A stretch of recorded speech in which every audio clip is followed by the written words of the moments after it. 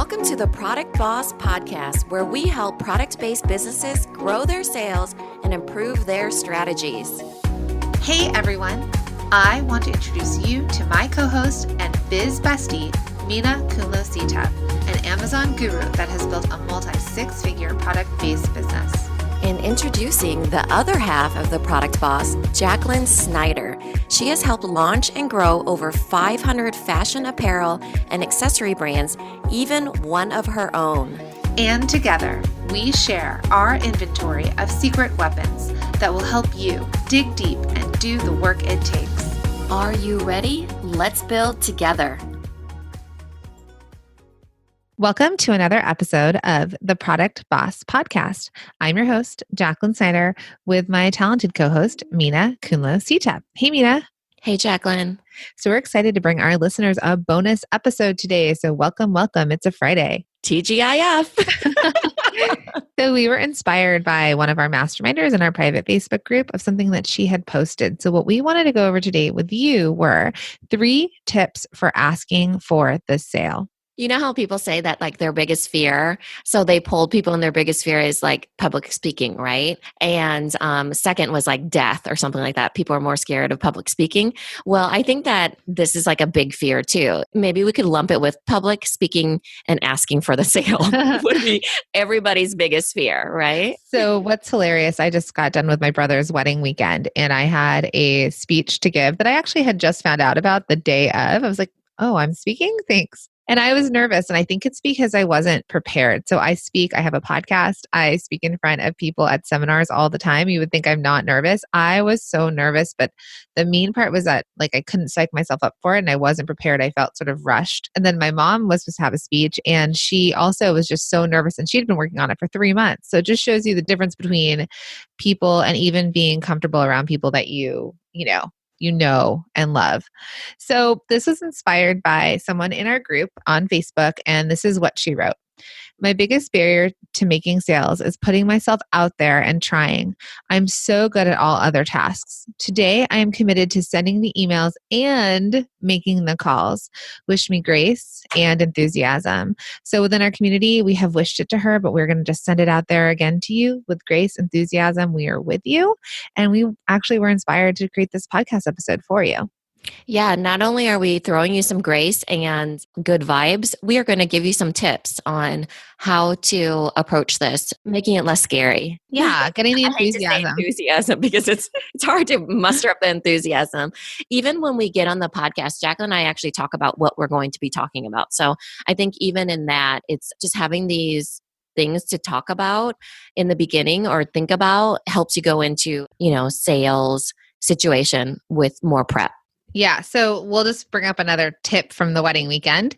My son had to walk down his 100th aisle and he's only 5. And he kept saying, I'm so nervous. I'm so nervous. And my husband had him say, I'm so excited.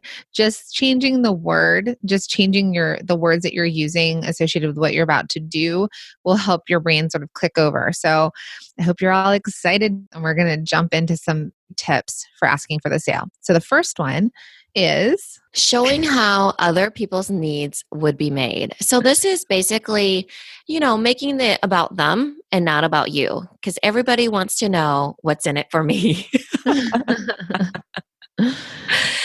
And so it gets you kind of like your foot wet, or your foot wet, is that the saying? Your toe wet, dipping your toe. It gets you into that mindset of serving the other person. So then that person is more willing to say yes because they can see it from their perspective. This is exactly why people stage houses with non-personal items. So other people can see themselves in there and they can see about, oh, how can I imagine this transformation for myself rather than trying to step into somebody else's world with their wording, I guess. Mm-hmm. Yeah, it's like a hotel room when you walk in and it's like, oh, this is welcoming no matter what was in there versus if you stay at an Airbnb that's, somebody's. So what we want you guys to think about is just removing the I.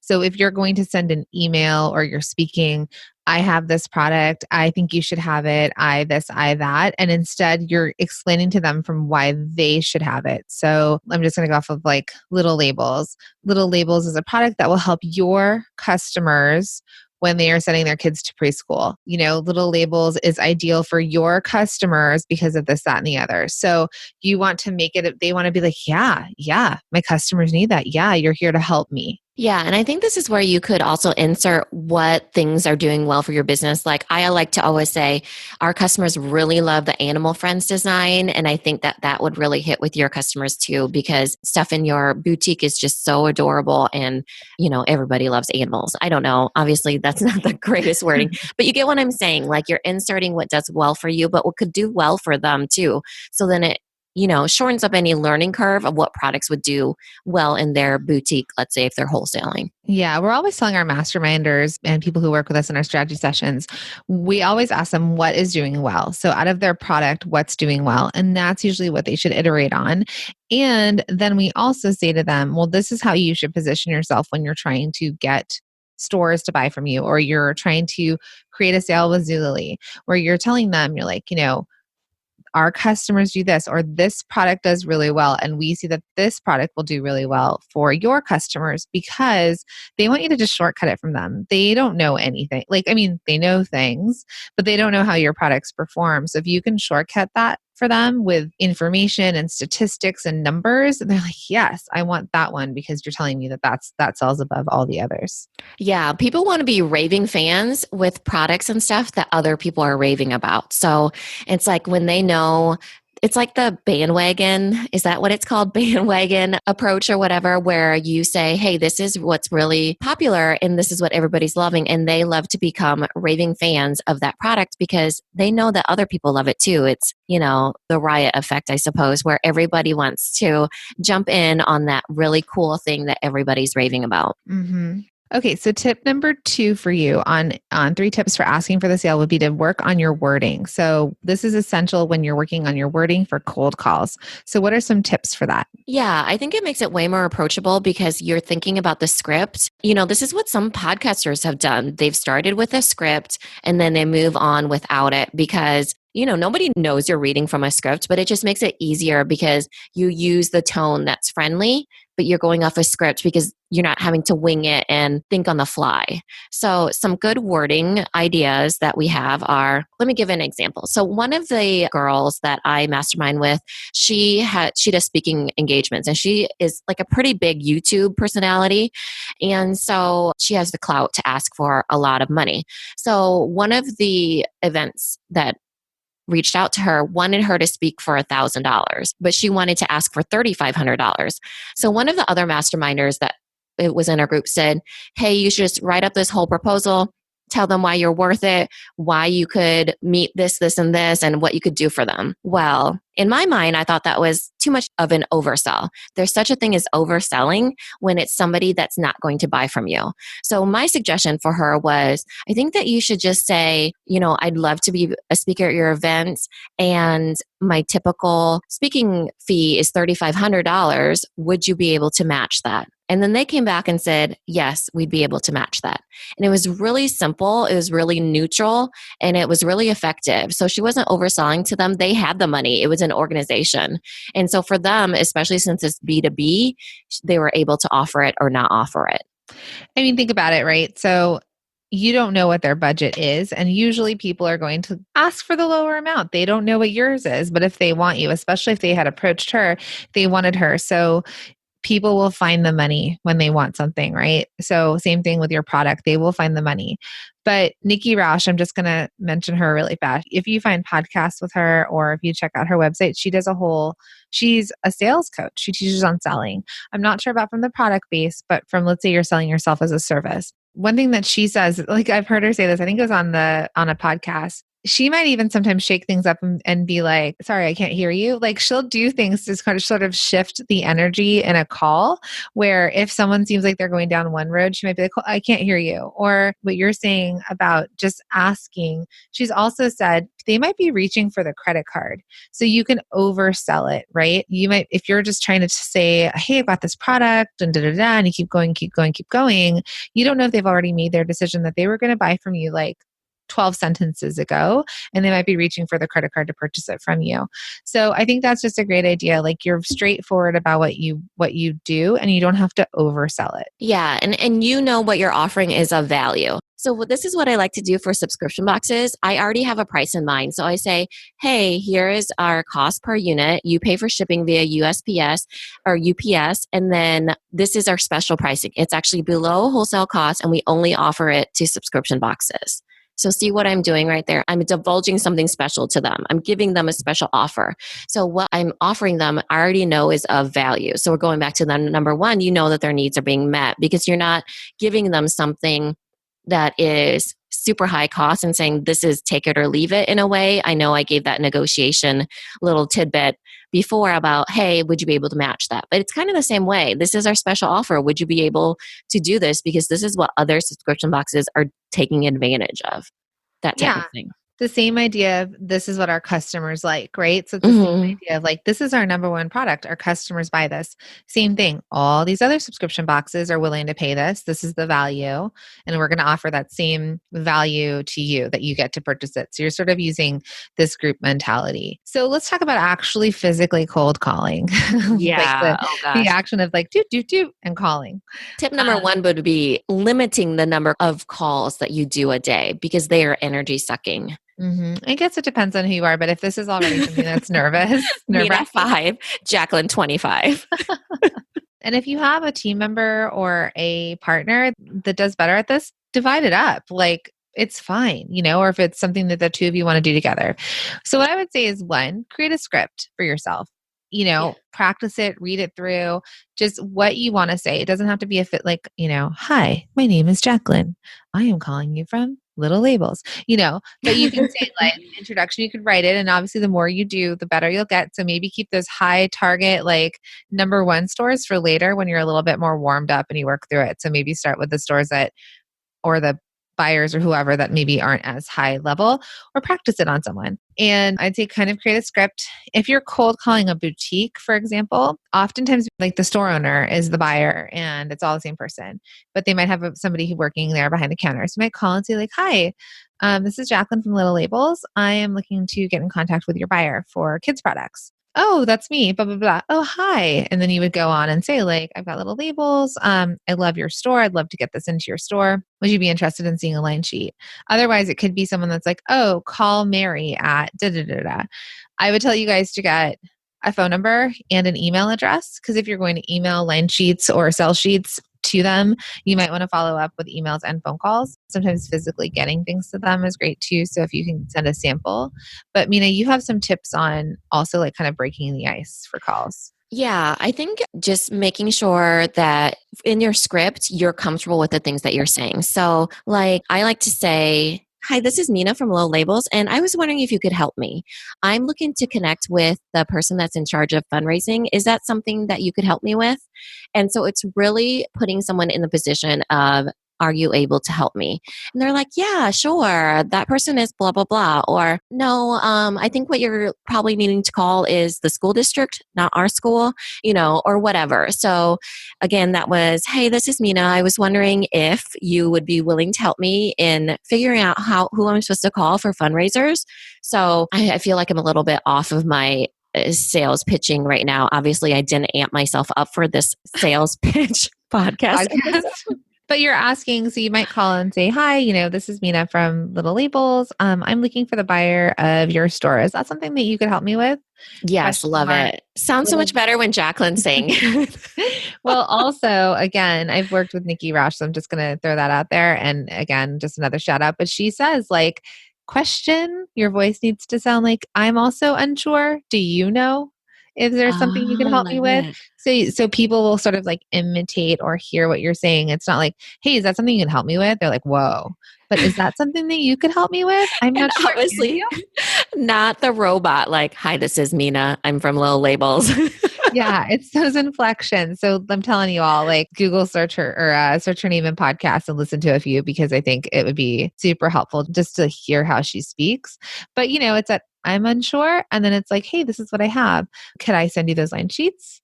Or would this product work for your store right now? She says right now a lot. Right now. And then, I love it. And then you just zip your mouth, she says. You just Zip your lips. zip your lips and don't speak. The first person to speak loses. You're dead then. Another thing I like to do is because it's so energy draining for me to make cold calls, I try to get up in between every cold call and shake it off. So movement, right? Because the energy of that, I need to be ready for the next person. So then I'm like, okay, that was okay. I can do better. I score myself a 3 out of 5 on that one. And I'm going for a 4 next time, right? Or a 3.5. Shake it off, call the next person, work it again. And so then you're getting through your list of whatever it was, 10 people that day or 5 people, 25 people. And then you're able to like insert that little bit of movement. So you're not feeling like, oh my gosh, that just drained me in one fell swoop. So, you know, the movement I do actually when I'm nervous, I actually pace or walk around while I'm on the call. So I'll usually start sort of standing up in front of my notes or my computer and looking at what I need. And then as I'm doing the things that are nerve wracking to me, I'll actually get up and start to sort of walk with my earpiece in and just walk and talk. So it's not usually the in between for me, it's actually the during. So it's interesting that we both find movement, but yours is to shake it off and mine is to have some sort of other action while I'm saying something that makes me nervous. Yeah, I do it in between though. I think it's really distracting if you're not used to moving when you're talking. Then, like, if you're in a Zoom call, obviously, I don't think anybody should be on video and moving. No. I'm talking about an actual phone a cold call. Yeah, because that can be super distracting because then you're just like, only 80% there, but maybe that's what you need, right? Is like not to be 100% there because then it's like, oh my gosh, all this pressure. What do I say next? Insert fake laugh. You know? But there's different people react to different things. So like my husband's an actor. When he's memorizing words, he actually has different techniques to memorize with association. So he actually will walk or go on a treadmill or something like that while he's learning words because the movement helps his brains. It's just, I think, the way you work.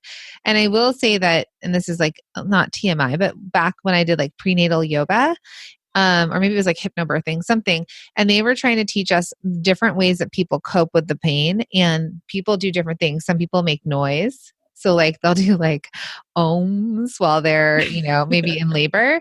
Some people like need to physically have touch. So like tapping themselves or something. Some people need the movement. And I realized for me, when I was like, let's say going through pain or something scary, I actually would have like, I would start tapping my leg or my arm or something to create like something else. So I think it just depends, and you guys can all look into yourselves and see what works for you, but movement definitely does help depending on whatever you need. Yeah, I think that's brilliant. I think I need to find a better one. I think mine is right now to bear down on the pain of calls and then shake it off in between. Yeah. But let's not forget, you guys, Minna will also lay down sometimes when she needs to really think about stuff. Oh gosh, all the time. This is the same idea when you're in the shower. You're able to let yourself relax. But remember, there's actual science behind the laying down. People were able to solve complex math problems. Maybe this is where I need to be doing my math. When you lay down, when we're podcasting and trying to work out numbers for them. Yeah. So people were able to solve more complex math problems faster when they were laying down because there's some sort of physiological thing with your brain when you're laying down. So interesting. Yeah. So all right. You might want to lay down in between calls. That can work if that works. So the number 3 tip that we wanted to just bring up for asking for the sale is when you're feeling gutsy, go for the ask. Yeah. You know, you better bet that there are days when I'm feeling gutsy. Like there's an extra pep in my step. My makeup is probably done. I'm looking pretty good. You know, my confidence is brimming. And then I usually will try to do something bold in those days. And if I feel like the universe is on my side and the flow is moving and I'm like getting so many yeses, I just keep going for it. So yeah. Are there days that you feel more gutsy? I think because I'm a quick start, we talk about the Colby and I'm a quick start. Like if something comes over me and I'm like, I'm going to do it. I kind of almost like Rocky song in my head, you know, like jogging and punching, like in I'm like, hey, I'm going to do it. And then I'm able to sort of just like jump in, like you're jumping into a cold pool and be like, I'm going to do it. Like it's now or never. Cause for me, I actually don't do as well sort of thinking on something for a very long time. That causes a lot of anxiety. So yeah, I'll say that because of the quick start nature of myself, I do feel gutsy often. To reverse that, I've actually started making myself sometimes on big things wait 24 hours. And laying down. That's why they say to sleep on it, right? Right. Do you remember that Starbucks commercial where it's like the eye of the tiger is like done, Dun, dun, dun. I thought it was brilliant because they were, anytime you heard that song, you would think of Starbucks, how it would make you basically invincible. Yeah. And I remember when that commercial first came out, my little sister, who's 11 years younger than me, when that song would come on any other time, she'd be like, oh, it's a Starbucks song. Generation gap right there, because she's thinking that's a Starbucks song. And the rest of the world that's my age is thinking, I am the tiger, Rocky. The Starbucks song. Oh my gosh. Do you know, have you ever played Taboo? You try to get somebody to Yeah. say something. Yeah. And I remember I got Forrest Gump, right? And it was like, life is like a box of chocolates. And my teammates were my little sister and my little cousin, who were like 11 and 15 years younger than me. They're like, I don't know, Southern accent. Like, I was like, are you kidding me? Jenny. And they're like, oh, we have no idea. And so, yeah, it's that generation gap for sure. So it's just, oh my gosh, so funny. Tangent. Sorry, guys. So funny because with that speech, so just going back to that, my brother and I are like 18 months apart. And I was talking about how he used to sing Ice Ice Baby when we were in elementary school. And so the bride was like 25, my sister's 27. And my sister's like, what song? And I was like, really rapped the whole thing out. She goes, oh. And she's like, I don't think you should put that in the speech because the bride won't understand it. I was like, what is happening here? First of all, amazing that you were seriously rapping the whole thing. I was like, I will rap that out. The other day, Eternal Flame from the Bangles came on the radio, and I swear to you, knew every single word. And I was like, oh my gosh, this is ingrained in my brain forever till the day I die. So let's just give a quick example of feeling gutsy and going for the ask. So we've been talking a lot about Instagram, and what I realized in following some other Instagram accounts that people were tagging the clothes that they were wearing in their pictures. So like H&M, Zara, whatever it was, they were like tagging what they were wearing, even if they had nothing to do with fashion or selling a product. And so I decided last night to test that theory, and I went back through a bunch of our Instagram posts and certain things that I knew where they were from.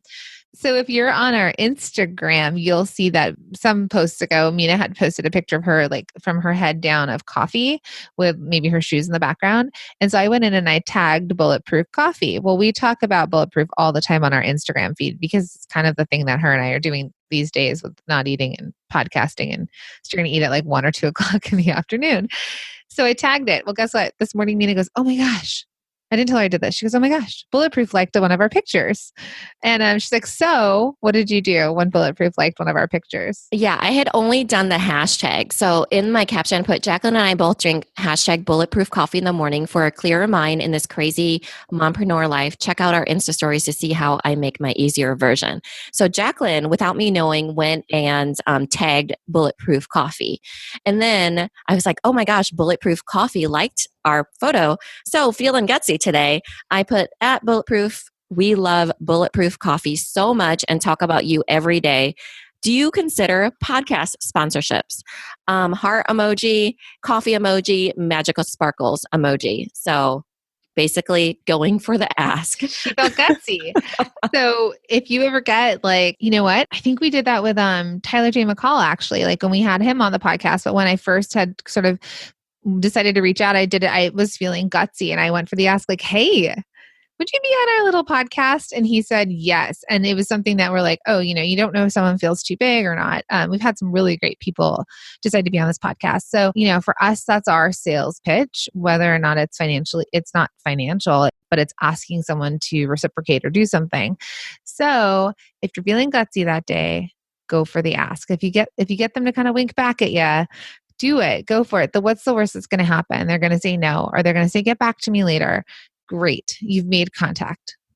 Yeah. And keep in mind my wording there. I put, do you consider podcast sponsorships? So do you consider them is more, instead of being like, hey, would you be our sponsor?